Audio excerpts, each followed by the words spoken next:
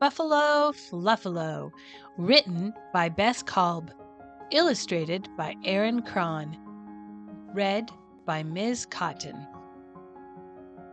There once was a Buffalo Fluffalo,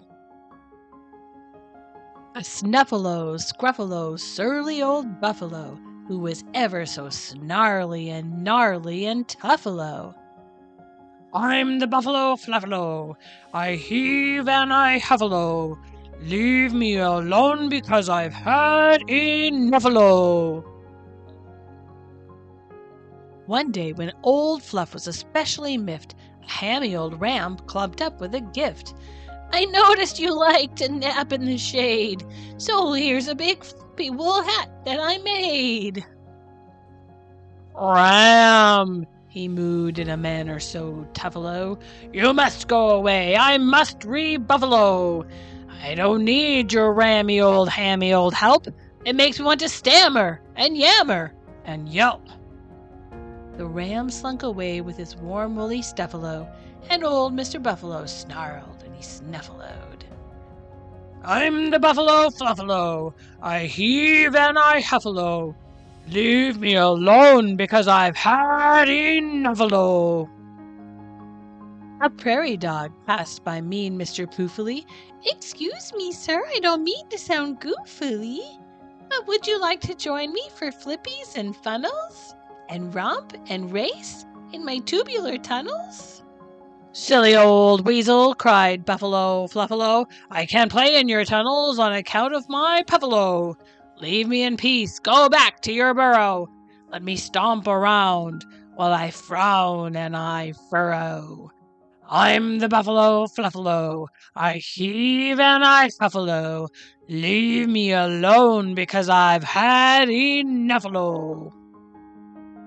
Then a squawky old crow perched on Fluffalo's horn, and Fluff looked at him with a sneer and a scorn.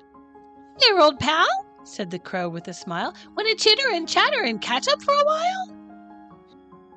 "No way!" Fluffalo huffaloed, his fur standing on end. "I'm far too huffy to have time for friends." "That's too bad," squawked the mangy old crow, "because you seem like a guy I'd like to know."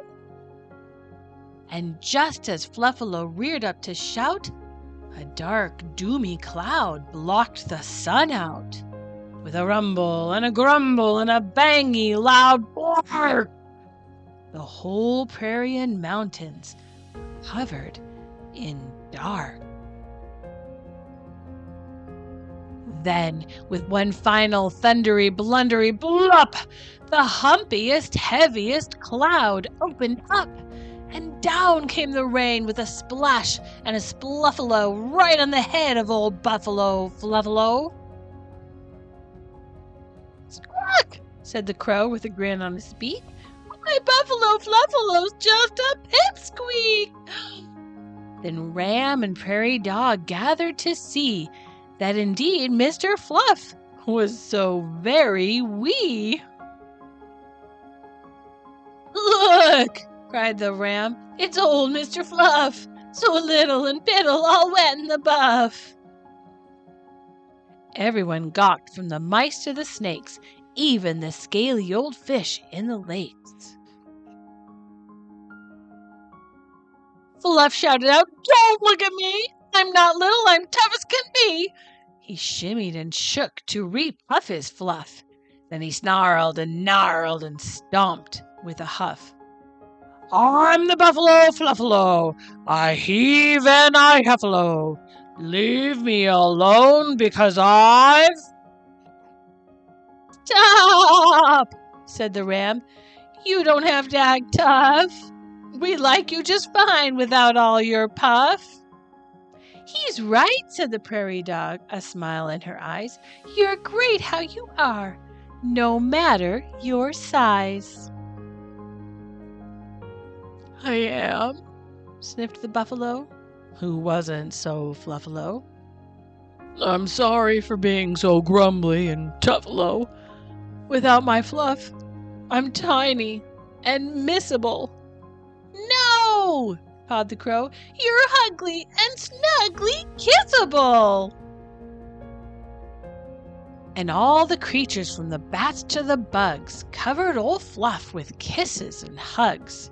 And that's how the story of Fluffalo ends, with a happy old buffalo snuggling his friends.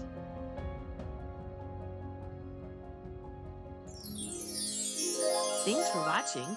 Be sure to like and subscribe to Miss Cotton's Corner for more learning fun.